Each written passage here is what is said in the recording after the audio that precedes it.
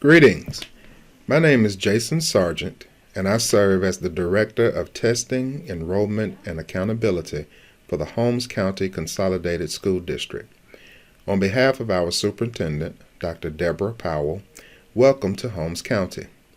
The purpose of this video is to provide you with information and guidance needed to successfully register your child for school. Please be advised that this video is for parents of new students only.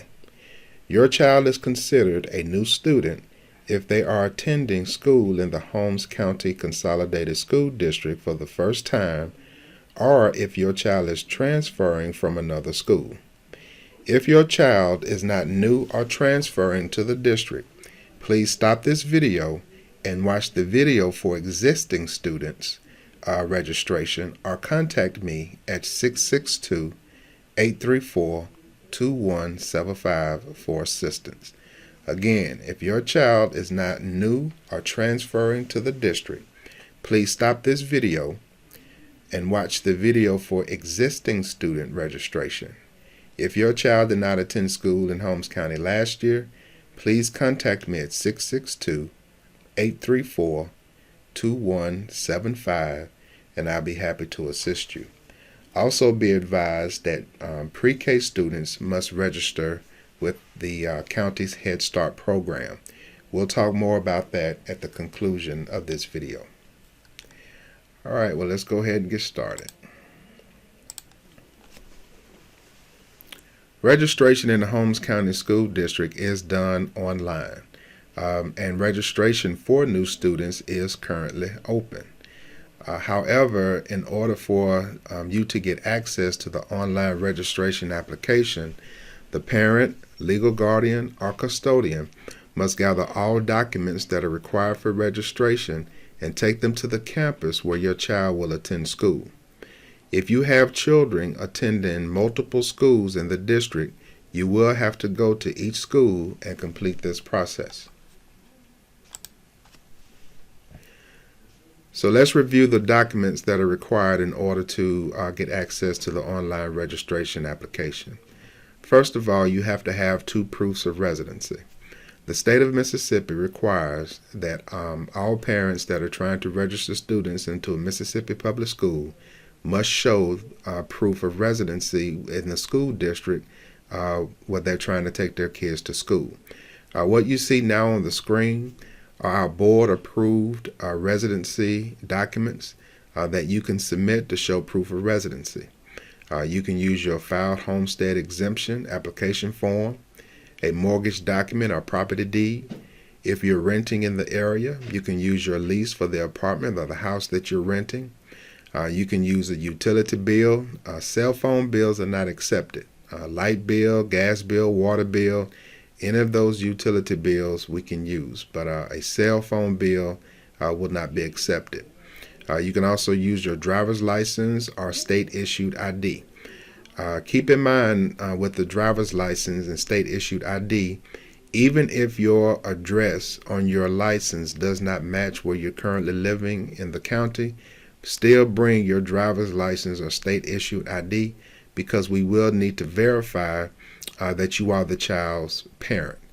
So even if the address that's listed on your driver's license or your state-issued ID does not match where you does not show where you're currently living, we still need it for identification purposes. So please bring your driver's license and state ID with you to the school when you come to complete registration. You can also use a voter registration card, automobile registration or insurance information. We do have affidavits available, and we'll talk about those in a little bit more in just a few minutes.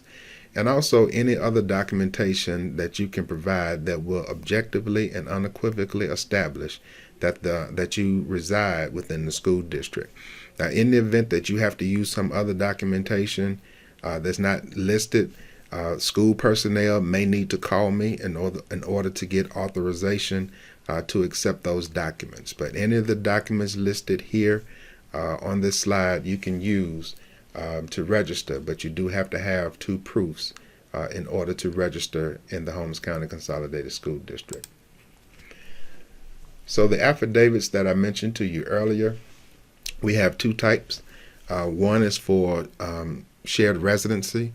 That means that you do not have your own home, but you're currently living with someone in the county. In the event that you are sharing a residency with someone, the person, if you're not able to produce the two proofs of residency that's required, you will need to get the person that you're living with to gather two proofs of residency to show that they're living in the district. And then you yourself also will have to have at least one for that same residency to show that you are a resident in the district. So again, if you're living with someone and you have two proofs with your name on it to show that you live in that residence, then you're okay. There's no need to get a shared residency affidavit completed. But in the event that you do not have two proofs of residency because you are living with someone, then the person that you're living with, the homeowner or the person that's the leaseholder, they must provide and gather two proofs of residency that we showed on the previous slide. And then you, as the child's parent, because you're doing the registration, you have to have at least one. And so if you do not have at least one proof and the person you're living with does not have two, then you will not be able to use the shared residency affidavit. In those situations, you will need to call me and have a conversation with me about your living arrangement, and we can see how we can assist you. The other affidavit that we have is called a non-parental affidavit. This affidavit is used for students that are living with an adult other than his or her parent or legal guardian. For example, if you're an aunt or a grandparent and you have a child living with you that's not yours or your name's not on the birth certificate, then you will need to complete this non-parental affidavit in order to register that child. According to our policy, I've listed the reasons for which we will accept a non-parental affidavit. For example, if the child's parent has died or has some kind of serious illness that prevents them from properly taking care of the child, and the child is living with you, that's a reason why that'll be a reason that'll make you eligible to submit a non-parental affidavit. If the child was abandoned, or if the child is dealing with some kind of abuse or neglect, if the child's parents are in prison, if the home that they're living in is unstable and they're living with you, those are reasons why we can use a non-parental affidavit. If there's some other reason that the child is living with you that's not listed on this slide, again, you will need to contact me, and we can have a conversation about your situation, and we can see what we can do to assist you. But if you go to the school and you try to complete a non-parental or submit a non-parental affidavit, if it's not for one of the reasons that are listed on this slide, then you will not be able to use that non-parental affidavit in order to get your child registered for school. So again, if copies of the affidavit will be available online, and I'll show you where you can access those documents toward the end of this video. Also, we have hard copies at the central office, and you also can pick up a hard copy from the school. Please do not create your own affidavit or get an affidavit from somewhere else. You will need to utilize our form and complete that affidavit, sign it, and get it notarized. And so we do have a notary here at the central office, and there are other notaries that are around the county if you need to get it notarized. But you will be able to get copies of those affidavits again online. You can print them off online, or you can get a hard copy of that form here at the central office or at one of our schools. All right, the other two documents that are required for registration, in addition to the two proofs of residency, you must bring your child's birth certificate. That is required so that we can verify the child's age. The state of Mississippi does require that we have a birth certificate on file for any child attending a Mississippi public school. Also, we will need a certificate of immunization form 121. If your child is transferring to our school district and they're coming from out of state, you will need to visit the local health department find a pediatrician in this area and have your state vaccination, the vaccination form from the state you're moving to, transferred to a Mississippi 121 form to show that they've met all the required vaccinations for Mississippi. So we will not be able to accept immunization forms from other states. It will need to be on the Certificate of Immunization Form 121 for the state of Mississippi. Also, if your child is entering the 7th grade, they advise that they will need to be vaccinated for the Tdap, to get the Tdap vaccine before you can complete registration.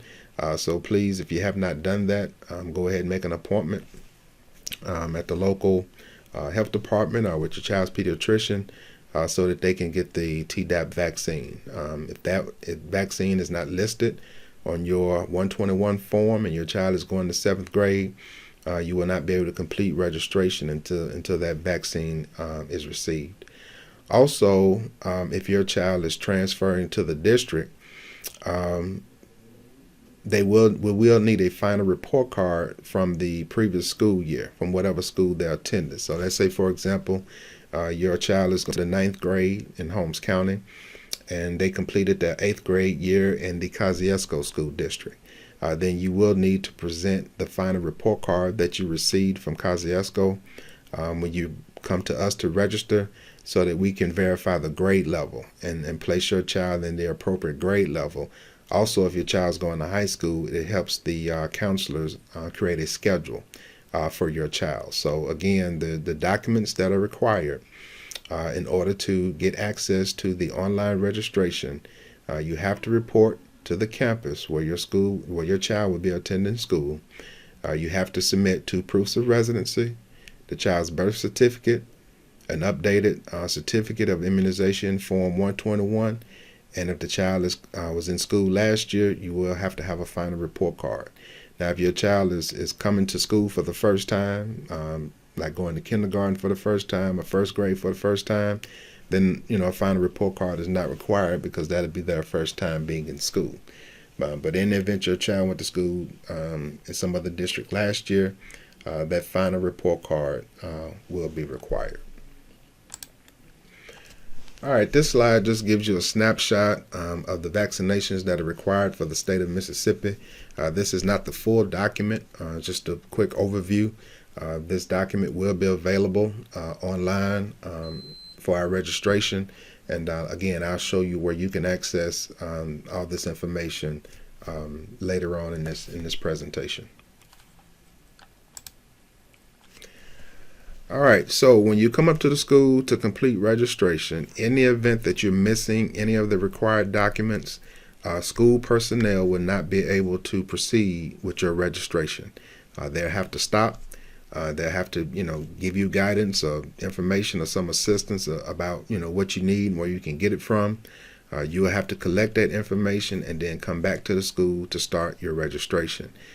So, to keep down all the back and forth, and so you don't make any wasted trips to the school. If you need clarity after watching this video about the documents that you need, I will share some telephone numbers at the end of this presentation. You can call any school in the district, or you can call me here at the central office, and we'll be more than happy to answer any questions that you have about those documents that you need for registration. But again, you must have 2 proofs of residency showing that you live in the Holmes County area for school.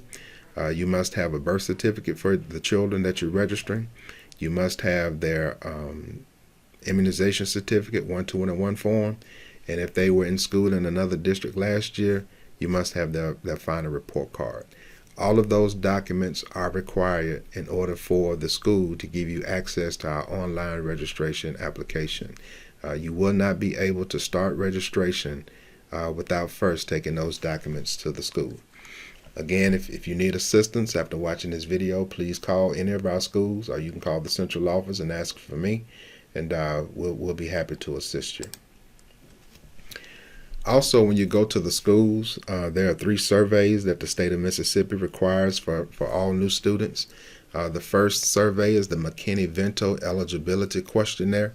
All of these surveys are short one-page surveys, so it will not take you very long to complete them. But again, the state of Mississippi does require that all of our new students to the district complete these forms. The McKinney-Vento eligibility form, questionnaire rather, has to be completed every year. So just be prepared to do that one every year when you register your child in the district. The home language survey must be completed. Once you complete that one and we put it on file, you won't have to complete that one again unless the form changes. Same thing with the migrant survey. It's completed one time upon registration. You won't have to complete that form again as long as you remain in the Holmes County School District, unless, of course, that form changes. So those are 3 surveys, questionnaires that you will need to complete when you report to the school for registration. All right, so once school personnel looks at your proof of residency, the birth certificate, the immunization form, the report card, you get all your surveys done, then at that point, they can move forward with, getting you started with the registration. In order to access our online registration application, you have to have what's called an active parent account. Not only does active parent allow you to complete registration for your child, but you will utilize the active parent portal all throughout the school year because you'll be able to monitor your child's grades, you'll be able to see their attendance, any discipline referrals they get to the office. So this is a very great resource that allows parents in the district to stay active by being able to monitor your child's attendance, their behavior, and their course performance all throughout the school year. But also, this is the account that you will need in order to access our online registration application. In order for the schools to assign you an active parent account, they will need an active email from you. So it's really important. If you do not have an email account that you are currently using, please go to Google or Yahoo or some of these free platforms that offer free email accounts and sign up for one, because you will need an active email account in order to get an active parent account. The reason why you need that active email account is because you will only have access to this account. And in the event that you forget your password, there is a forgot password option on the login page. You can click that forgot password, and the system will email you a link so that you can reset your password. If you don't have an active or an accurate email account in the system, then you won't be able to receive those emails, and you will have to call the school or you will have to call me in order to reset your password. So it's much better for you to have an active email account associated with your active parent account so that you can receive those notifications directly. So once the school creates your active parent account, they're going to also generate what's called a registration active code. What they have to do is they have to put in your child's name, they'll enter your child's birth date and the school that they're going to attend. And then once they enter all that information, our system will generate a registration active code. And before you leave, not only will they give you your username and password for your active parent account, but they're also going to give you your active registration code. You will need all of that information when you leave the school in order to access our active parent account system. Again, they're going to give you your username, which is actually going to be your email address, so it'll be easy to remember. They're going to give you your temporary password, which will probably be password. And then you're also going to get the registration active code that you would need to access our online registration application. And so what we're going to do now, also what I have on this slide is the website where you would go to access active parent. So it's www.homes.activeparent.net, and that's where you would go to access active parent and access the online application. So we're going to jump out of this PowerPoint momentarily, and we're going to go online so I can show you how to log into active parent. So the great thing about our online application and active parent, is that you can access it from a desktop, a laptop, a tablet, even your smartphone device. So as long as you have a device that's connected to the internet, you can access Active Parent and the online application. Now, we do not have an app. Our app has not been developed for our online application and Active Parent, but it is very web friendly. And so you can use your smartphone to access this program. Now, one thing we need to share with you is every smartphone is not the same. So depending on the kind of smartphone you have will determine what you can and cannot do in the online registration application. So if you access the application on your smartphone and you're having trouble filling out some of the fields, there isn't anything wrong with the application. It's just that whatever phone you're using just does not work well with the application. So if you're having trouble completing the application on your phone, then I would advise you to go back to the school, or while you're at the schools will have computers available for parents to use that may not have access to internet at home. You can stay at the school and complete your online application there. You can go to a local library, or you can go to a friend's house. Just anywhere you would like to go that has access to computers, that have access to the internet, and you'll be able to log on and complete your online registration application. So once you open up a browser, again, it's homes.activeparent.net, and it will take you to our Active Parent site. I have gotten permission from one of our parents here at the central office to use her account. And so you would just put in your username, which will be your email address, and then the password that the school will give you. And then you click login. Once you log into your account, this will be the screen that you will see. So like I stated earlier, not only does Active Parent allow you to complete the online registration application, but it also, this is the way we share news and announcements with you throughout the school year. All of your child's demographic information, we will be here once you complete the application. The contact information that you enter, you'll be able to see that here. When your child's schedule and is done, you'll be able to see the classes that your child goes to, and you'll be able to communicate with your child's teacher through email. When the teacher start posting grades in the grade book, you'll be able to see your child's grades, your child's transcript. Once your child is, here for some years, you'll be able to see the course history here. You'll be able to see the days that they were absent, if they have any discipline referrals. So again, this is an excellent resource for you all throughout the school year that will help you, be able to stay connected to the school, especially looking at your child's grades, their attendance, and their discipline. But for right now, the important tab is this last one, the one that says student registration. So once you log into Active Parent, you're going to click on student registration, and it's going to take you to our online student registration page. You will see this same message when you log in. It says no students available for registration. Please enter your active code. So that's why it's important that you keep the active code that the school is going to give you. So again, before you leave, the school is going to give you your username for Active Parent, your password, and your active code. So you're going to use, so right here where it says have a code to enter, click here. You're going to click that, and then you're going to enter the code that they give you. Once you enter your code, you're going to click on redeem code. That's going to connect your child to your Active Parent account. And then once that's redeemed, I don't have a code, so I can't move any further. But once you click redeem code, then it's going to take you to our online registration application. You'll see your child's name. You'll see your child's date of birth.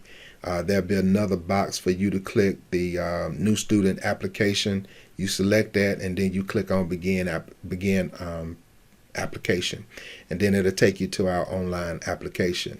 I think we have about maybe 7, 8, or 9 tabs that you'll need to complete.